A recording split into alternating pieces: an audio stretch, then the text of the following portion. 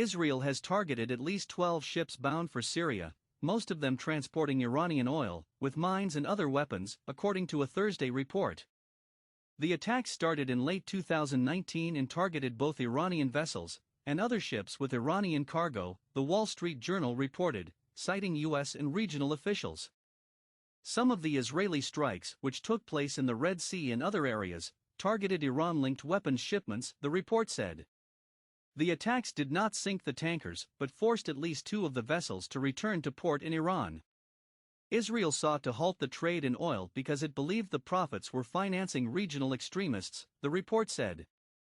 Iran has carried on with its oil trade to Syria in recent years, in violation of both U.S. sanctions on Tehran and international sanctions on Damascus. Israel declined to comment to the Wall Street Journal on the report. The attacks mark a new front in the shadow war between Israel and Iran. Israel said Iran was behind a blast on an Israeli-owned ship in the Persian Gulf last month. Iran denies the charge. Some sources said the explosion on the MV Helios Ray, a tanker carrying cars, was caused by limpet mines.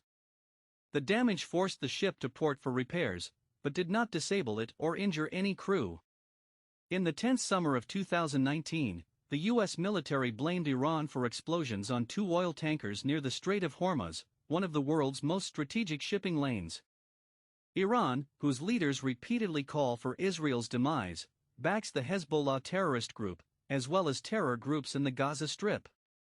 Iran has blamed Israel for a recent series of attacks, including a mysterious explosion last summer that destroyed an advanced centrifuge assembly plant at its Natanz nuclear facility and the killing of Mohsen Fakhrizadeh, a top Iranian scientist who founded the Islamic Republic's military nuclear program 2 decades ago.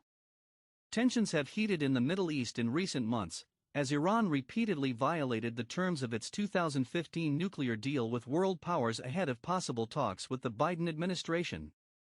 Israel's environment minister blamed Iran for an oil spill off the Israeli coast last month that saw hundreds of tons of tar pollute beaches along most of Israel's Mediterranean coastline, but Israeli security officials said they could not confirm the allegation.